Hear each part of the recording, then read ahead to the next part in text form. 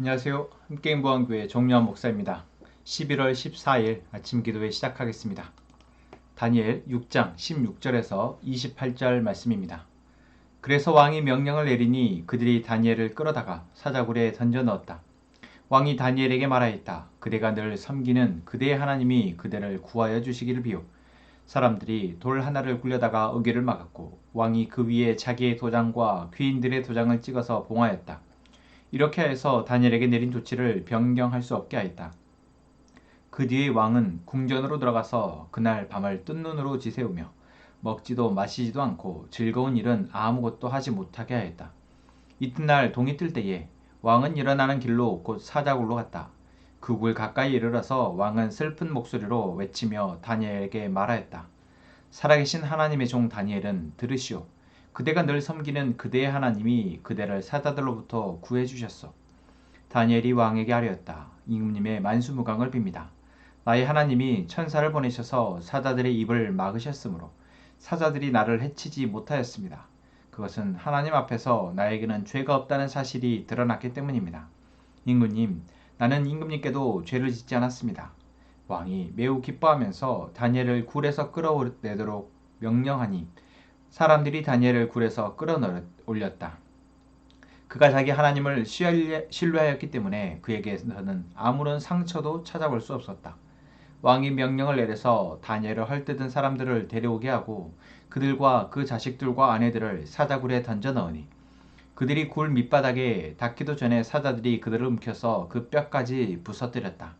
그때 다리우스 왕은 전국에 사는 민족과 언어가 다른 뭇백성에게 조서를 내렸다. 내 백성에게 평화가 넘치기를 바란다. 내가 다음과 같이 법령을 공포한다. 내 나라에서 나의 통치를 받는 모든 백성은 반드시 다니엘이 섬기는 하나님을 공경하고 두려워해야 한다.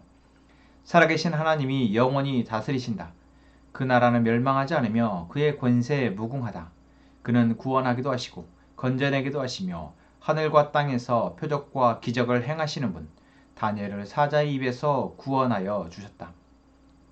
바로 이 사람 다니엘은 다리우스 왕이 다스리는 동안과 페르시아의 고레스 왕이 다스리는 동안 잘 살았다. 아멘. 다니엘서의 1장부터 6장까지를 어떤 역사적 사실을 기록하고 있는 부분으로 볼 때 오늘 저희가 읽은 본문은 마지막 부분입니다. 다니엘 1장, 바벨론의 느부갓네살 왕에서 시작되었던 이야기가 메대 다리우스 왕에게서 그 이야기로 끝이 나는 것이죠. 물론 뒤에 나오는 환상의 이야기들은 그 이후의 왕에 대한 이야기까지도 그 시대까지도 나오지만 느부갓네살 왕부터 다리우스 왕까지 이 이야기들을 통해서 우리는 계속해서 하나님이 온 세상의 주관자이심을 또한 하나님이 하나님의 백성의 보호자이심을 어떠한 상황, 어느 장소, 어느 시간에 하나님은 보호자 되심을 우리에게 말해주고 있습니다. 자, 6장의 상황은 어떤 상황입니까? 어제 말씀에서 메대왕 다리우스 왕 때에 다니엘이 이제 총리로서 또 일을 하게 되는데 다니엘의 시기하는 사람들이 결국 다니엘이 하나님께 매일 기도하는 것을 빌미삼아 그것을 억제하는 법, 왕이 아닌 다른 사람에게 다른 신에게 기도하는 것을 금지하는 법을 만들었습니다. 그리고 다니엘이 그 법을 어겼다라고 고발했고 다니엘은 그 처벌로 이제 사자굴에 들어가게 되는 것이죠. 자, 우리는 여기에서 지난 새 친구 때도 그랬고 오늘 다니엘의 경우에도 그렇고 우리는 이 세상을 살아가면서 결국 누가 우리의 왕이냐를 끊임없이 질문받는다라는 것입니다. 누가 너의 왕이냐? 누가 너의 주인이냐? 너는 무엇을 따르고 무엇을 섬기느냐?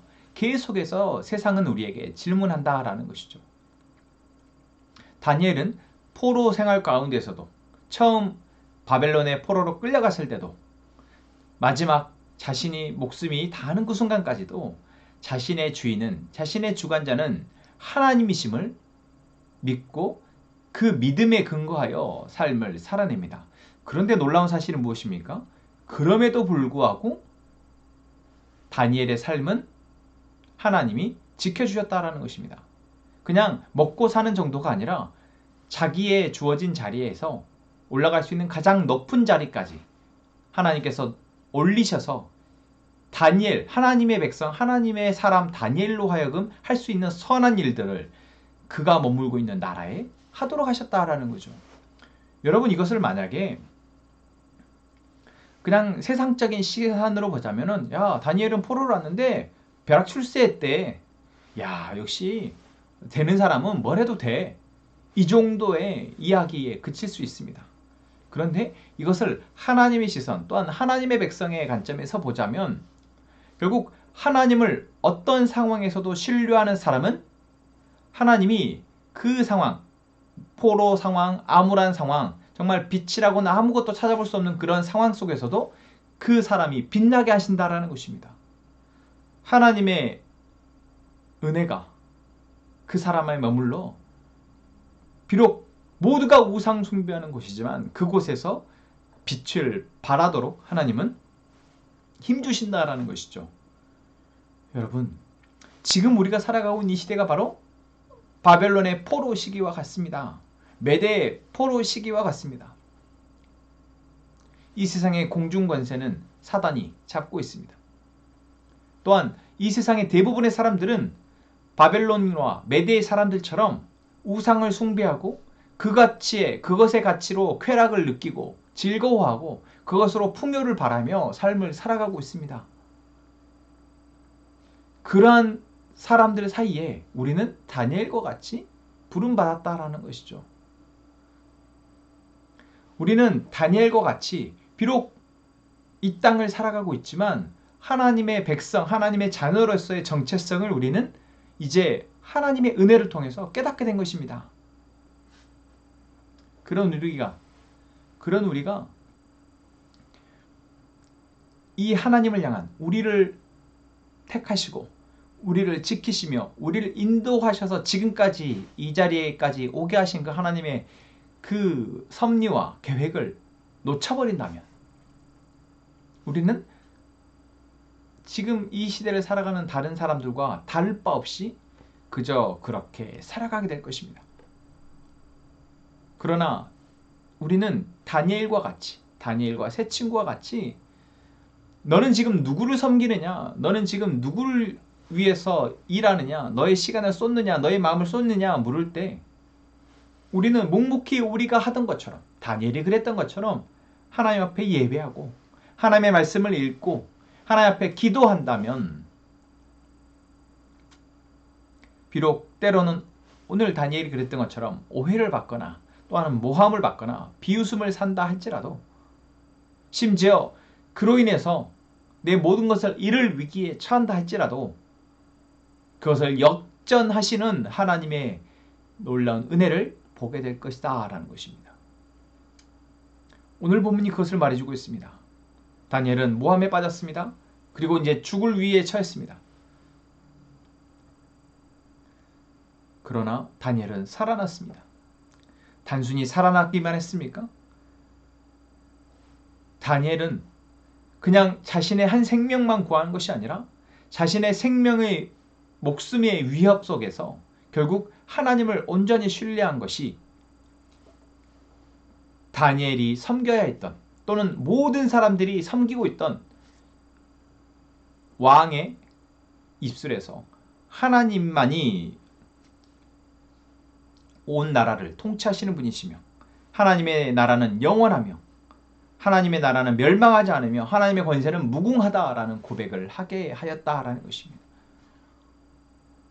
그렇죠.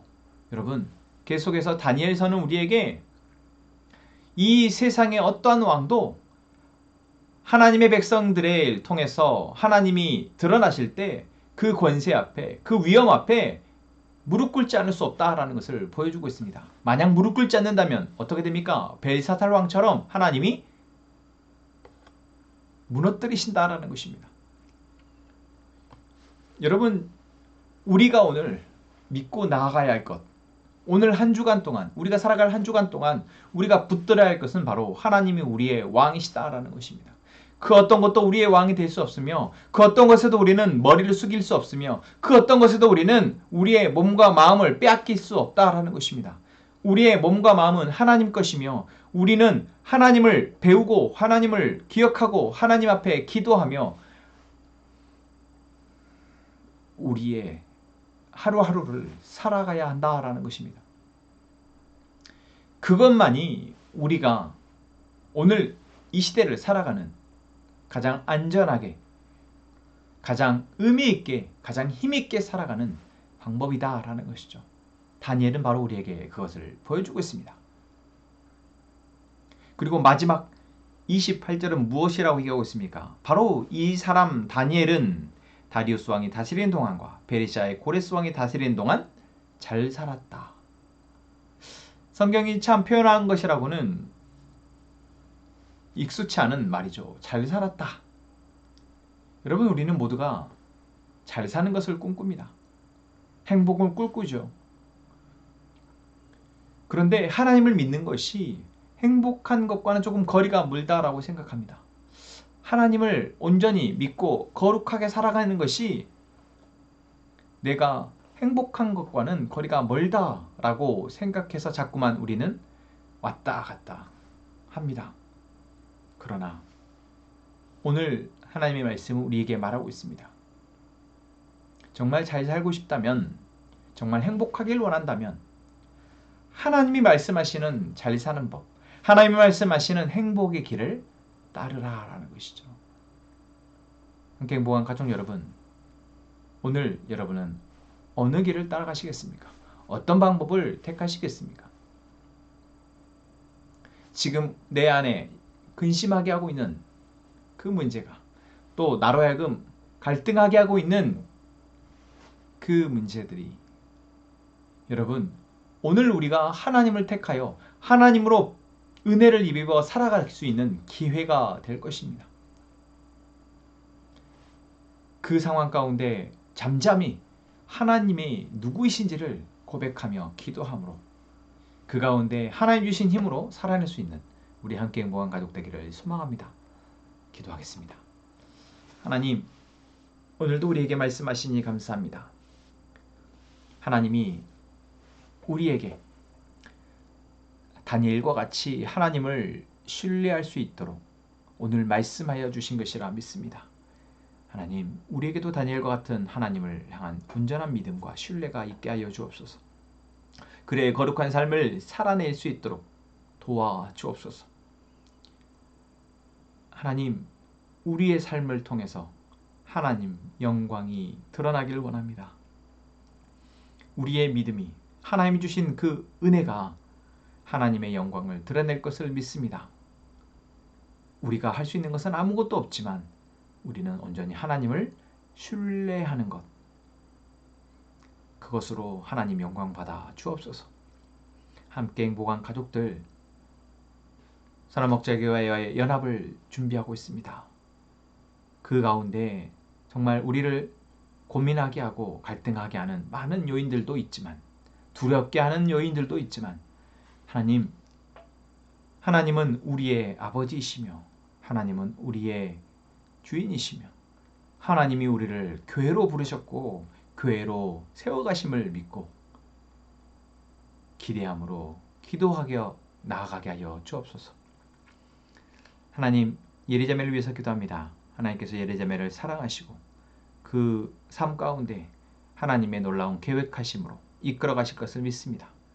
그 이끄심에 순종하여 하나님이 예비한 그 놀라운 일들을 예리자매가 잘 감당할 수 있도록, 또한 그 속에서 하나님의 일을 이룰 수 있도록 주님 역사하여 주옵소서.